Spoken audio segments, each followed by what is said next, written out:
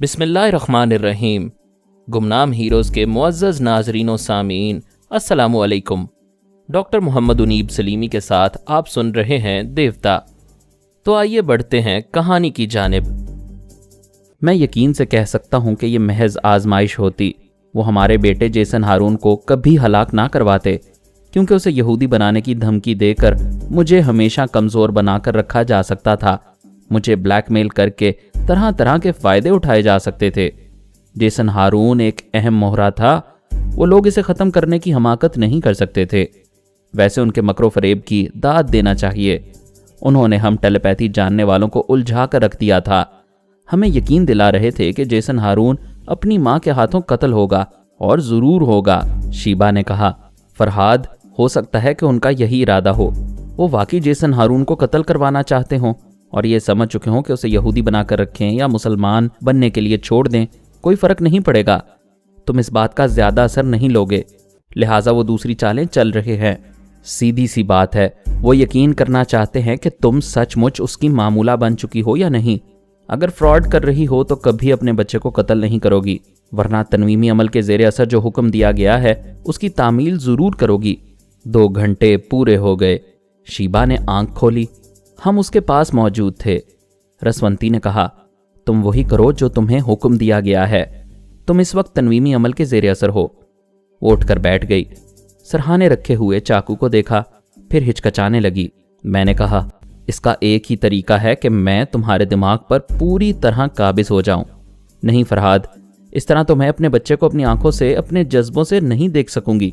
تم میرے دماغ پر چھائے رہو گے تو جیسا ہم کہتے ہیں ویسا کرتی جاؤ، بچے کو کوئی نقصان نہیں پہنچے گا۔ وہ پلنگ سے اتر کر کھڑی ہو گئی، سرہانے والی میز کے پاس گئی، وہاں سے چاقو اٹھا لیا، اس کے دستے کو اپنی مٹھی میں جکڑ لیا، پھر وہاں سے چلتی ہوئی دروازہ کھول کر دوسرے کمرے میں آئی۔ میں نے اسے اس طرح چلنے پر مجبور کیا تھا جیسے وہ اپنے اختیار میں نہ ہو، کسی حکم کے زیر اثر ہو اور خنجر اٹھائے چلی آ رہی ہو۔ دوسرے کمرے میں ایک ایزی چیئر پر وہ عامل بیٹھا ہوا تھا، اس کے قریب ہی ایک چھوٹے سے پلنگ پر جیسن ہارون پڑا ہوا تھا، اپنے ننھے منھے ہاتھ پاؤں ہلا کر مسکرا رہا تھا۔ اسے دیکھتے ہی شیبا کے اندر ممتا مچلنے لگی، وہ بے اختیار دوڑ کر اس کی طرف جانا چاہتی تھی۔ ہم اسے کنٹرول کر رہے تھے۔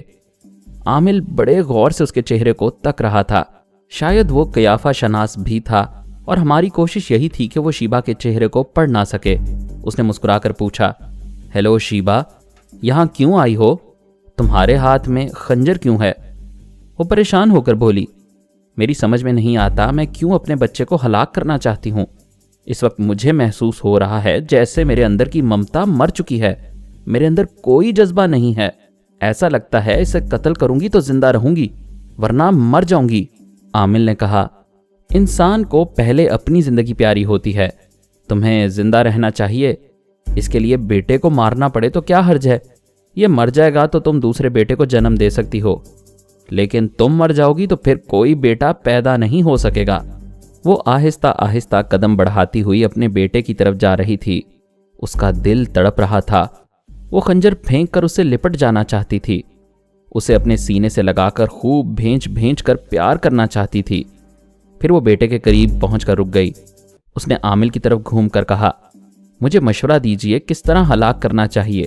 کیا اس طرح دستے سے پکڑ کر اس کے ننھے سے سینے میں خنجر پیوست کرنا چاہیے، یا خنجر کو اس طرح نوک سے پکڑنا چاہیے؟ شیبا نے اس خنجر کو نوک سے پکڑ کر دکھایا۔ عامل نے کہا، یہ کیسی نادانی ہے، ایک اناڑی بھی سمجھتا ہے کہ قریب سے حملہ کرنے کے لیے خنجر کو دستے سے پکڑنا چاہیے۔ شیبا نے کہا، یہی تو میں کہتی ہوں، بچہ میرے قریب ہے لیکن تم مجھ سے دور ہو، اس لیے خنجر کو نوک سے پکڑنا چاہیے۔ یہ کہتے ہی اس نے اچانک اس خنجر کو عامل کی طرف پھینکا۔ نشانہ میں لگا رہا تھا، چونکنے کا بہت کم احتمال تھا۔ وہ خنجر سنسناتا ہوا گیا اور اس کے دائیں شانے میں پیوست ہو گیا، اس کے حلق سے کراہ نکلی، وہ دم بخود رہ گیا۔ کبھی سوچ بھی نہیں سکتا تھا کہ شیبا اس پر حملہ کر دے گی۔ اس نے ایک ہاتھ سے خنجر کے دستے کو پکڑ کر اسے اپنے شانے سے نکالنا چاہا۔ میں نے کہا، رک جاؤ، بہت ہو چکا ہے۔ وہ ایک دم سے بوکھلا گیا، اسے اپنے دماغ میں میری آواز سنائی دی تھی، اور وہ یقین کرنے کے لیے تیار نہیں تھا کہ اس کے دماغ کے دروازے ٹیلیپیتھی جاننے والوں کے لیے کھل چکے ہیں۔ वो एक चीख मार कर मुसल्लह अफराद को इस कमरे में बुलाना चाहता था। मैंने उसका मुंह बंद कर दिया और कहा, मुझे मालूम है तुम्हारे एक इशारे पर पूरी फौज आ सकती है, लेकिन अब तुम इशारा करने के काबिल नहीं रहे।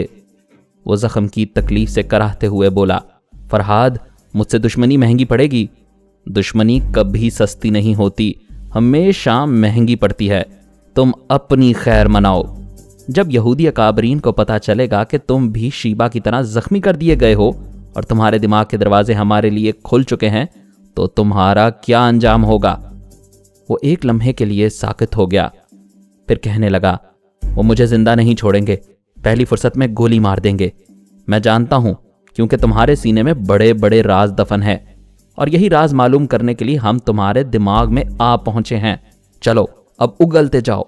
वो भला कब अपनी जुबान से उगलने वाला था। मैं उगलवाने लगा और वो कहने लगा, हमारे आला हुक्काम सुपर मास्टर से मशीन के सिलसिले में सौदा करना चाहते हैं। उसे एक टेलीपैथी जानने वाले की ज़रूरत है। हम इस मशीन के ज़रिए अपनी कौम में मज़ीद टेलीपैथी जानने वाले पैदा करना चाहते हैं। हमें पूरा यकीन है सुपर मास्टर हमारी इस पेशकश को कबूल कर लेगा। वो किसी गैर जानिबदार इलाके में मशीन लेकर आएगा, हम शीबा को ले जाएंगे। शीबा के ज़रिए वो फ़ायदे उठाएगा, मशीन के ज़रिए हम फ़ायदा उठाएंगे। लेकिन इस सिलसिले में तुम टेलीपैथी जानने वाले हमारे रास्ते में रुकावटें बन सकते हो। मैंने कहा, इसीलिए तुम शीबा को हुक्म दे रहे थे कि आइंदा वो हमसे कोई राबता ना रखे, कभी अपने दिमाग में आने की इजाज़त ना दे। इस तरह ना हम उसके पास आएंगे, ना हमें मालूम हो सकेगा कि तुमने सुपर मास्टर से क्या समझौता किया और किस तरह एक दूसरे को फ़ायदा पहुंचा रहे हो। वो तकलीफ से कराहते हुए बोला, मुझे खंजर निकालने दो, बड़ी तकलीफ हो रही है। नहीं, जब तक हम तुम्हारे दिमाग को पूरी तरह खंगाल नहीं लेंगे, उस वक्त तक खंजर तुम्हारे शाने में पैवस्त रहेगा। वो कराहते हुए बोला, तुम और क्या पूछना चाहते हो? फिलहाल खामोश रहो, हम खुद तुम्हारे दिमाग को टटोल रहे हैं। वो चुपचाप बैठा रहा, तकलीफ से पहलू बदलता रहा। 1 मिनट के अंदर ही मैंने एक ऐसा अहम राज मालूम किया जिसका इंकशाफ होने पर मैं हमेशा के लिए उनके मकरो फरेब से निजात हासिल कर सकता था। मैंने कहा, चलो अपनी ज़ुबान से शीबा को बताओ कि जो बच्चा सामने नज़र आ रहा है ये क्या उसी का अपना बेटा है? वो एक गहरी सांस लेकर बोला, ये एक लंबी दास्तान है। दास्तान ख्वाह कितनी ही लंबी हो, एक वक्त ख़त्म हो जाती है। शुरू हो जाओ।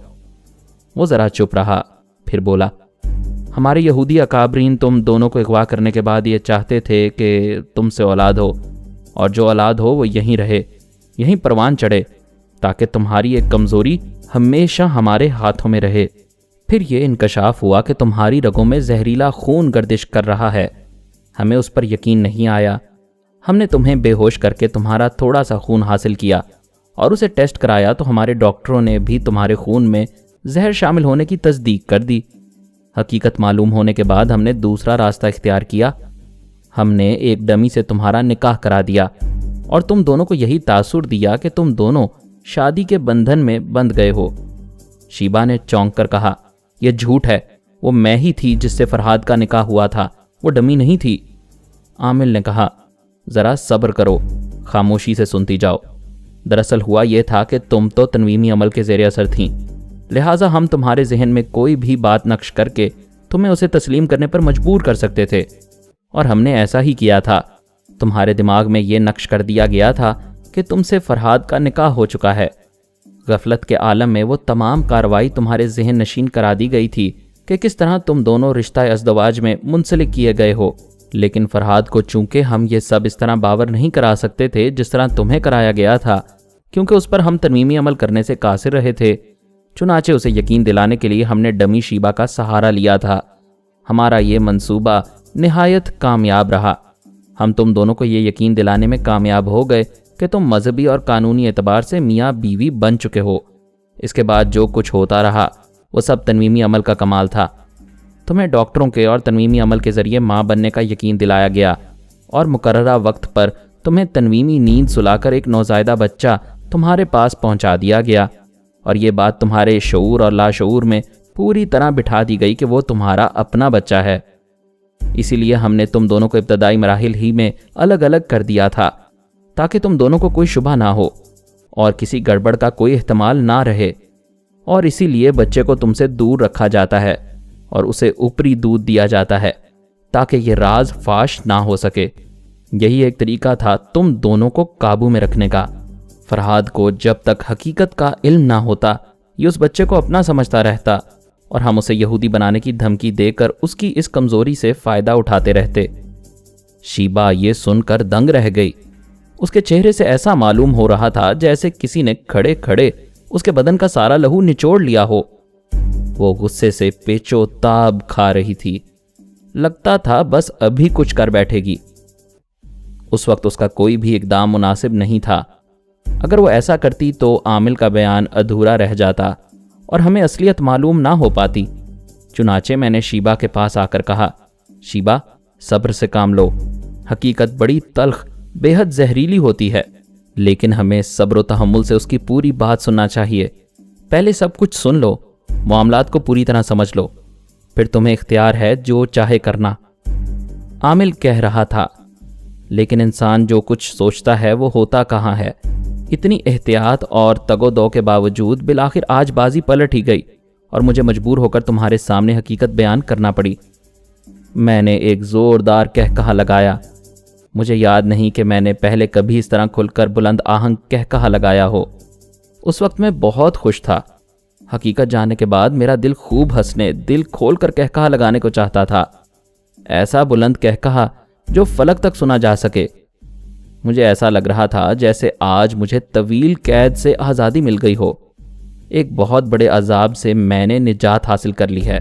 मेरे लिए इससे बड़ी खुशी और क्या हो सकती थी कि जिस बच्चे की खातिर मैं इतने दिनों से बेसुकून था और जिसकी वजह से यहूदी मुझे झुकने पर मजबूर कर रहे थे, वो मेरा बच्चा नहीं था।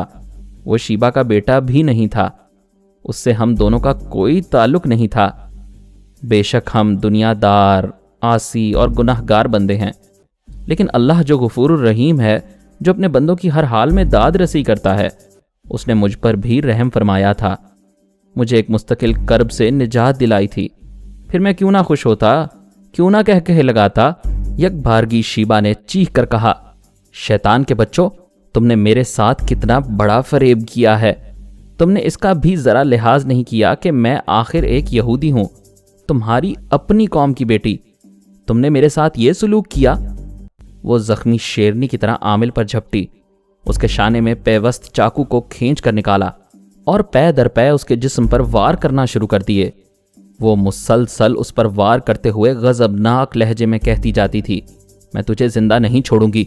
तुम लोगों ने मुझे कितने धोखे दिए हैं और मेरे जरिए फरहाद को धोखे देकर मुझे उसकी नजरों में भी हकीर कर दिया है। अब मैं किस तरह उसका सामना करूंगी और उसके बगैर किस तरह जिंदा रह सकूंगी।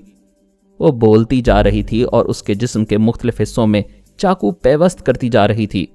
खून फवारे की तरह जगह जगह से उबलता जा रहा था। हम सब गुमसुम से थे। वो मंजर ऐसा था कि हम उसमें खो से गए थे। हम सब की यही तमन्ना थी कि शीबा उसके टुकड़े टुकड़े कर दे, उसका कीमा बना दे। इन शैतानों ने सिर्फ मुझे ब्लैकमेल करने के लिए, शीबा से मेरा एक बच्चा साबित करने के लिए ऐसी घिनौनी और नफरत आमेज चाल चली थी, जिसके नतीजे में कोई कमजोर आदमी तो सिर्फ उन पर थूक कर रह जाता, मगर शाहजोर उनके टुकड़े टुकड़े कर देता। और हमें यह देखकर इत्मीनान हो रहा था कि उसके टुकड़े टुकड़े हो रहे हैं। काश इन यहूदी अकाबरीन के भी टुकड़े हो सकते जो पसे पर्दा रहकर ऐसी शर्मनाक चालें चलते हैं। हम अभी इस मंजर में गुम थे कि अचानक शीबा ने खंजर वाला हाथ बुलंद किया। चीख कर बोली, फरहाद, मैं तुम्हें मुंह नहीं दिखा सकती, कभी मुंह नहीं दिखा सकती, मैं इस काबिल नहीं रही। ये कहते ही उसने इतनी तेजी से वो खंजर अपने सीने में घोंप लिया कि हम कुछ ना कर सके, कुछ समझ ना सके। जब वो खंजर सीने में उतारने के बाद लुढ़खड़ाने लगी, तब हमें होश आया। मैंने उसके दिमाग में पहुंचकर कहा, अरे ये क्या किया तुमने? वो जवाब देने के काबिल नहीं रही थी। चकरा कर फर्श पर गिर पड़ी। वो रसवंती, सोनिया, आला बीबी और पूमी की तरह अपनी एक अलग शख्सियत कायम करना चाहती थी। उनकी तरह बड़े बड़े कारनामे अंजाम देकर मेरा दिल जीतना चाहती थी, और उसने मेरा दिल जीत भी लिया था। लेकिन तकदीर के खेल भी न्यारे होते हैं।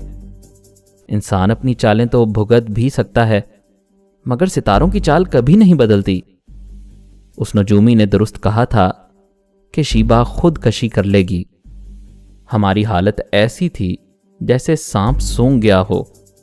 شیبہ اپنی آخری سانس چھوڑ چکی تھی، ہم بھی جیسے سانس لینا بھول گئے تھے۔ ویسے انسان اپنے پیاروں کو بھول سکتا ہے، لیکن سانس لینا کبھی نہیں بھولتا۔ بعض حالات میں ایسا محسوس ہوتا ہے کہ ہم سانس نہیں لے رہے ہیں، بس یوں ہی زندہ ہیں۔ جو کچھ آنکھوں کے سامنے ہے وہ نظر آتے ہوئے بھی نظر نہیں آتا، جو ہم پر گزرتی ہے اس کا یقین نہیں ہوتا۔ دنیا بھر کے نجومی ہزاروں پیشین گوئیاں کرتے کہ شیبہ خود کشی کرنے والی ہے، لیکن ہمارا دل کبھی نہ مانتا۔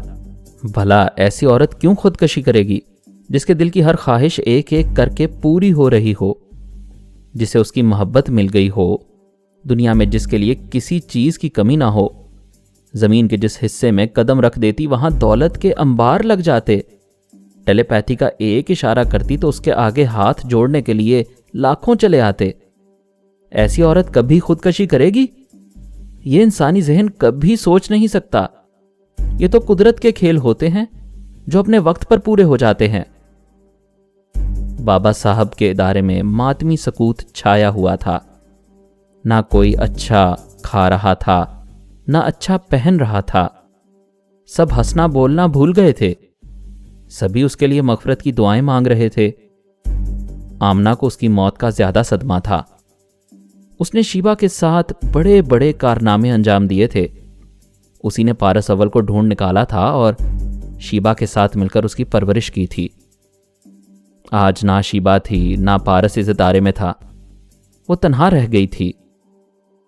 ہم ٹیلی پیتھی جاننے والے یہ فیصلہ کر رہے تھے کہ اب یہودیوں کو چین سے رہنے نہیں دیں گے، ہر نئے دن ایک نیا نقصان پہنچائیں گے۔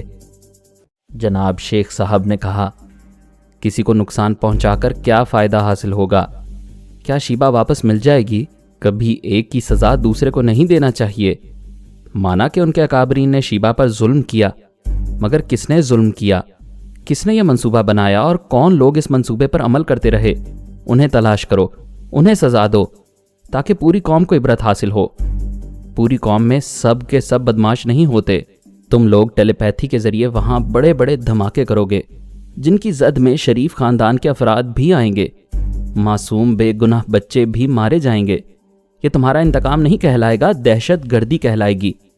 دہشت گردی کا مطلب ہے بدماشوں کے ساتھ اچھے بھی مارے جائیں گے، گیہوں کے ساتھ گھن بھی پیسا جائے، عورتوں کو بیوہ اور بچوں کو یتیم بنا دیا جائے، اچھے ہنستے کھیلتے بچوں کو ہمیشہ کے لیے معذور کر دیا جائے۔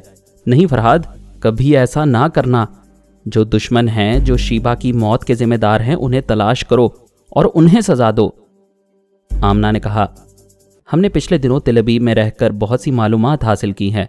یہ بات اب ڈھکی چھپی نہیں رہی کہ وہاں کے تمام اہم منصوبے بلائنڈ کلب کے ممبران بناتے ہیں۔ آپ مجھے اجازت دیں، میں تل ابیب جاؤں گی اور بلائنڈ کلب کے ممبران کو بے نقاب کروں گی۔ آمنہ کی یہ بات دل کو لگی۔ ان کی ساری بنیاد بلائنڈ کلب والوں پر تھی۔ وہیں سے اہم اور تخریبی منصوبے بنائے جاتے تھے۔ اس اڈے کی تباہی سے کتنے ہی ملک اور کتنی ہی قومیں تباہیوں سے بچ سکتی تھی۔ ہم اس فیصلے پر متفق ہو گئے کہ آمنہ وہاں جائے گی۔ ہم اسے گائیڈ کرتے رہیں گے۔ ایک دن وہ سرنگ بناتی ہوئی ضرور بلائنڈ کلب کے ممبران کے ہاں پہنچ جائے گی۔ اس مقصد کے لیے آمنہ کو کئی بار تنویمی عمل سے گزارا گیا اور ہر بار اس کے دماغ میں عبرانی زبان نقش کرائی گئی۔ بابا صاحب کے ادارے میں ہر زبان کے ماہر موجود تھے۔ ایسا ہی عبرانی زبان کا ایک ماہر تنویمی عمل کے دوران اس کے فکرے ادا کرتا تھا اور آمنہ اس کے لب و لہجے میں وہ فکرے ادا کرتی تھی۔ اس طرح وہ تمام باتیں اس کے ذہن میں نقش ہو جاتی تھیں۔ صرف ایک ہفتے کے اندر وہ عبرانی زبان اتنی روانی اور اتنی فصاحت سے بولنے لگی جیسے ہی اس کی اپنی مادری زبان ہو۔ ہر بڑے ملک کے سیکرٹ ایجنٹ دوسرے ملکوں میں جا کر ایک عام شہری کی زندگی گزارتے ہیں اور وہاں کے راز حاصل کر کے اپنے ملک تک پہنچاتے ہیں۔ اسی طرح فرانس کے سیکرٹ ایجنٹ بھی اسرائیل میں موجود تھے، ان میں عورتیں بھی تھیں۔ وہ سب مشرقی جرمنی سے ٹرانسفر ہو کر آنے والے یہودی کہلاتے تھے۔ ہم نے فرانس کی ایک ایسی سیکرٹ ایجنٹ کا انتخاب کیا جو چہرے کے اعتبار سے آمنہ سے بالکل مختلف تھی، لیکن قد اور جسامت میں ایک جیسی تھی۔ اس کا نام جیسی ہاربر تھا۔ آمنہ کے چہرے پر پلاسٹک سرجری کرائی گئی और उसे चेहरे के एतबार से भी जैसी हार्बर बना दिया गया। इसराइली हुक्काम जनाब शेखुल फारस से राबिता कायम कर रहे थे। पहले दिन उन्होंने इतला दी। हमें अफसोस के साथ ये बताना पड़ता है कि शीबा ने खुदकशी की है, अपने ही हाथों से खंजर अपने सीने में घोंप लिया है। जनाब शेख साहब ने कहा, हमने उसे बेटी बनाकर अपने इदारे में रखा था। उसकी मौत का जितना सदमा हमें है, इसका इजहार हम उसके दुश्मनों के सामने नहीं करना चाहते। क्या आप हमें शीबा का दुश्मन समझते हैं? अपने गिरेबान में झांक कर देखने के बावजूद अपने गुनाहों और जुराइम का एहसास नहीं होता। ऐसे बेहिस लोगों को मुर्दा ज़मीर कहते हैं। मैंने उस आला हाकिम को मुखातिब करते हुए कहा, शीबा जब दुनिया में नहीं रही तो फिर हमसे राबिता क्यों कायम कर रहे हो? हम बताना चाहते हैं उसकी खुदकशी में हमारा कोई हाथ नहीं है। लाश जूं की तूं पड़ी है। हमने हर जाविये से तस्वीरें उतारी हैं, उसे किसी ने हाथ नहीं लगाया है। अगर तुम में से कोई आकर देखना चाहे तो यकीन कर सकता है कि कमरा अंदर से बंद था। वहाँ के हालात से पता चला है कि शीबा ने इश्तियाल में आकर पहले तनवीमी अमल करने वाले पर चाकू से कई हमले किए। उसे मौत के घाट उतारने के बाद उसने खंजर को अपने सीने में घोंप लिया। उसने ऐसा क्यों किया, यह हमारी समझ में नहीं आता। आप बुरा ना माने तो हम ये ज़रूर कहेंगे कि यह टेलीपैथी ही का कोई चक्कर हो सकता है। मैं इस सिलसिले में बहस नहीं करूँगा, सिर्फ यही सवाल दोहराऊँगा, जब शीबा इस दुनिया में नहीं रही तो हमसे क्यों राबिता कायम कर रहे हो? फरहाद, ये क्यों भूलते हो कि तुम्हारा बेटा हमारे पास मौजूद है? वो बेचारा अपनी माँ से महरूम हो गया, मगर तुम उसे अपने साए से महरूम नहीं करोगे। मैंने पूछा, तुम्हारे कितने बच्चे हैं? उसने जवाब दिया, 6। मगर क्यों पूछ रहे हो? क्या तुमने अपनी बीवी से पूछा कि वो बच्चे तुम्हारे हैं? आप मेरी बीवी के कैरेक्टर पर कीचड़ उछाल रहे हैं। नहीं, हकीकत बयान कर रहा हूँ। बाज़ औक़ात औरत को भी नहीं पता चलता कि वो किसके बेटे को जन्म दे रही है।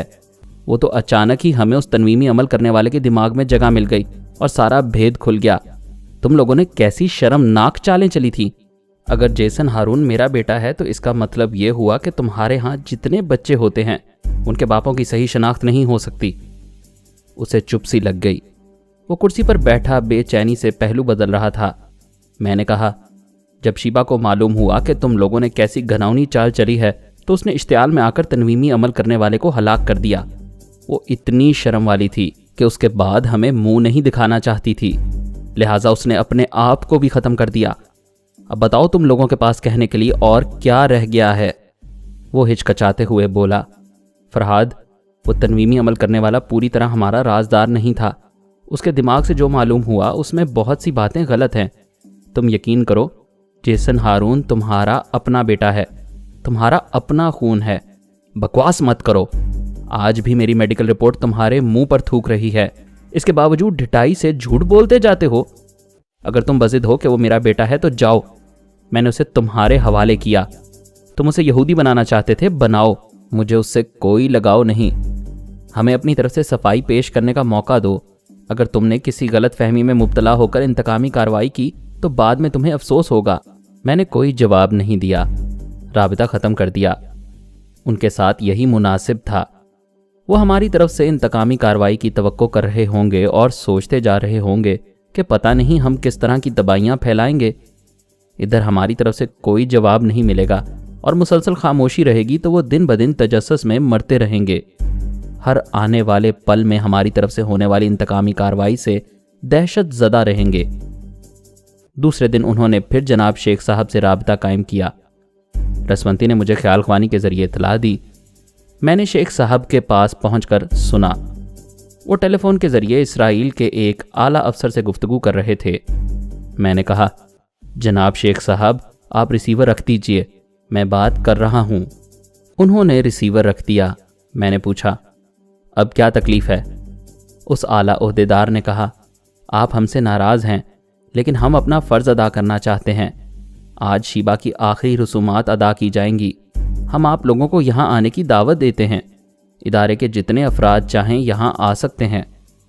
मैंने कहा, एक शेर जब बहुत बूढ़ा हो गया और शिकार करने के काबिल ना रहा तो उसने ऐलान किया कि वो सख्त बीमार है और अपने गार से निकल नहीं सकता। लिहाजा जितने जानवर उसकी इयादत के लिए आना चाहते हैं आज़ादी से आएँ। अब वो किसी पर हमला करने के काबिल नहीं है। नतीजा ये हुआ कि जो जानवर उसकी इयादत के लिए जाता था غار سے واپس نہیں آتا تھا۔ کیا تم ایسا ہی ہمیں نادان سمجھتے ہو کہ ہم شیبہ کی آخری رسومات میں شریک ہونے کے لیے آئیں پھر ہمیں واپسی کا راستہ نہ ملے؟ آپ خامخواہ شبہ کر رہے ہیں۔ ہم پوری نیک نیتی سے آپ کو یہاں آنے کی دعوت دے رہے ہیں۔ تم لوگوں کی نیک نیتی روز روشن کی طرح عیاں ہے، ساری دنیا جانتی ہے، ہم بھی جانتے تھے، لیکن شیبہ کی محبت میں بھروسہ کرتے رہے۔ تم لوگوں نے دوستی اور بھروسے کا یہ آخری بھرم بھی توڑ کر رکھ دیا۔ اب کیا کرو گے؟ میں تمہاری قید میں نہیں ہوں۔ شیبہ اس دنیا میں نہ رہی، اور وہ بچہ نہ پہلے ہمارا تھا نہ اب ہے، لہٰذا میری کس کمزوری سے فائدہ اٹھاؤ گے؟ کس طرح ہمیں انتقامی کارروائی سے روک سکو گے؟ ذرا شیبہ کی آخری رسومات ادا تو ہونے دو، پھر دیکھو کیا ہوتا ہے۔ اس اعلیٰ عہدیدار کے ہوش اڑ رہے تھے۔ وہ گڑ گڑا کر کہہ رہا تھا، ہمیں کچھ موقع دو، ہم اپنی غلطیوں کی تلافی کر دیں گے۔ رسونتی نے غصے سے کہا، تم کیا کرو گے؟ تم نے اپنی ہی قوم کی بیٹی کو جس بے عزتی سے ہلاک کرایا ہے اور جس طرح عورت کی توہین کی ہے، اس کے پیش نظر تم لوگوں کو خود ہی شرم سے مر جانا چاہیے، لیکن شرم نام کی کوئی چیز تمہارے پاس نہیں ہے، لہٰذا میں نے تم لوگوں کے لیے کچھ سزائیں تجویز کی ہیں، انہیں غور سے سنو اور ان پر عمل کرتے رہو۔ وہ پریشان ہو کر بولا، یہ تو ہم سمجھ رہے تھے کہ کچھ نہ کچھ ہونے والا ہے۔ رسونتی نے کہا، جہاں شیبہ نے خودکشی کی ہے اس کی میت وہیں سے اٹھائی جائے گی اور اس کا جنازہ کسی گاڑی میں نہیں جائے گا۔ تمہارے جیسے بڑے بڑے اعلیٰ عہدیداران اور اعلیٰ حکام اس جنازے کو اپنے کاندھوں پر اٹھا کر قبرستان تک لے جائیں گے۔ میں نے کہا، ہم انتقامی کارروائی ایسی ہی معمولی سزاؤں سے شروع کریں گے۔ شیبہ کے جنازے میں تمام سول اور فوجی افسران موجود رہیں گے اور سب ننگے پاؤں چلیں گے۔ اگر کسی نے جوتا پہنا تو وہ جوتا اس کے منہ پر پڑے گا۔ ہم تمام ٹیلی پیتھی جاننے والے تم سب کے دماغ میں چپ چاپ آتے جاتے رہیں گے۔ آرمر نے کہا، سرکاری طور پر اعلان کیا جائے کہ شیبہ کے لیے 7 دن تک سوگ منایا جائے گا۔ تمام افسران اور یہودی اکابرین اپنے دفتروں اور کاروباری اداروں میں ننگے پاؤں نکر اور بنیان پہن کر آیا جایا کریں گے۔ گھر میں بھی ننگے پاؤں رہیں گے۔ 7 دن تک کسی گھر میں بجلی کی روشنی نہیں ہوگی۔ معصوم بچوں کی خاطر شمع روشن کرنے کی اجازت ہوگی۔ رسونتی نے کہا، 7 دن تک کوئی کلب، شراب خانہ یا کمار خانہ نہیں کھلے گا، بلکہ گھر کے اندر بھی شراب کی بوتل نہیں کھلے گی۔ شیبہ کو آلو کے قتلے بہت پسند تھے، لہٰذا 7 دن تک تمام افسران اور یہودی اکابرین صرف آلو کے قتلے کھائیں گے، اس کے علاوہ کچھ اور کھانے کی اجازت نہیں ہوگی۔ میں نے کہا، فی الحال اتنا ہی اعلان کر دو اور اس پر فوراً عمل کرو اور اسے اچھی طرح یاد رکھو۔ ہم تمام ٹیلی پیتھی جاننے والے تم لوگوں کے پاس چپ چاپ آتے جاتے رہیں گے۔ ہمارے ان احکامات کے مطابق وہاں سرکاری اعلانات ہونے لگے۔ ہم مختلف افسران اور اعلیٰ حکام اور یہودی اکابرین کے پاس پہنچتے جا رہے تھے، انہیں یہ یقین دلاتے جا رہے تھے کہ کوئی ہم سے چھپا ہوا نہیں ہے۔ ہم جب چاہیں گے کسی کے بھی دماغ میں پہنچ جائیں گے، لہٰذا جو کہا جا رہا ہے اس پر عمل کیا جائے۔ وہاں عمل شروع ہو گیا۔ ادھر ہم 3 ٹیلی پیتھی جاننے والے تھے، تمام سول اور فوجی افسران اور دیگر یہودی اکابرین پر نظر نہیں رکھ سکتے تھے، لیکن بڑی حد تک نگرانی کر سکتے تھے۔ شیبہ کی موت کی خبر سن کر جو رو رہی تھی، اسے زندگی میں پہلی بار شیبہ نے ممتا دی تھی۔ ماں کا پیار اسے کبھی نہیں ملا تھا، اور جب ملا تو شیبہ ہمیشہ کے لیے بچھڑ گئی۔ وہ رو رو کر کہہ رہی تھی، مجھے پارس کے پاس جانے دو، نہیں تو دشمن اسے بھی مار ڈالیں گے۔ میں ٹیلی پیتھی جانتی ہوں، میں سب کو مار بھگاؤں گی۔ شیخ صاحب نے اسے سمجھایا، بیٹی ہم جلد ہی پارس کا پتہ چلائیں گے۔ تم نے خود ہی خیال خوانی کے ذریعے رابطہ قائم کر کے دیکھا ہے، وہ تم سے بھی بات نہیں کر رہا ہے، اس پر تنویمی عمل کیا گیا ہے، وہ مجبور ہے۔ جب تک وہ مجبور ہے تمہیں دوسرے دشمنوں سے انتقام لینا چاہیے، تمہیں عملاً میدان میں آنا چاہیے۔ میں تمہیں تل ابیب کے چند اعلیٰ عہدیداران کے دماغوں تک پہنچا رہا ہوں، تم ان کے دماغوں میں آتی جاتی رہو اور چند باتوں کا خیال رکھو۔ ان عہدیداران کو ننگے پیر رہنا چاہیے، صرف نکر اور بنیان پہننا چاہیے، گھر کے باہر یا اندر شراب نہیں پینا چاہیے، کھانے میں صرف آلو کے قتلے کھانے چاہیے۔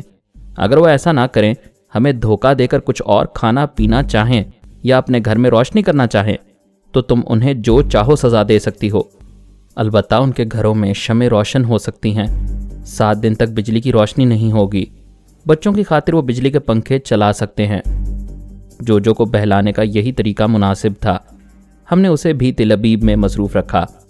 वहाँ हमारे अहकामात की तामील हो रही थी। जितने अफसरान थे वो नंगे पाँव थे और अपने कांधों पर शीबा का जनाजा उठाए जा रहे थे। तिलबीब में बाबा साहब के इदारे से ताल्लुक़ रखने वाले कुछ लोग मौजूद थे, फ्रांसीसी जासूस वगैरह भी थे। मास्कमैन के आदमियों से हमारा पुराना राबिता था। हमने उन सब को ड्यूटी पर लगा दिया था ताकि वो जासूसी करें और बताएं कि कौन अफसर घर में बैठा हुआ है और जनाजे में शरीक नहीं हो रहा है।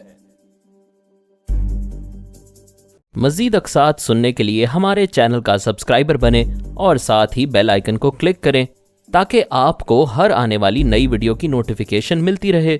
हमारी वीडियोस को लाइक और शेयर करें और हमें अपनी दुआओं में याद रखिएगा। ISI और पाक आर्मी जिंदाबाद, पाकिस्तान पाइंदाबाद। हम फिर मिलेंगे इंशाअल्लाह एक नई किस्त के साथ। तब तक के लिए अल्लाह हाफिज।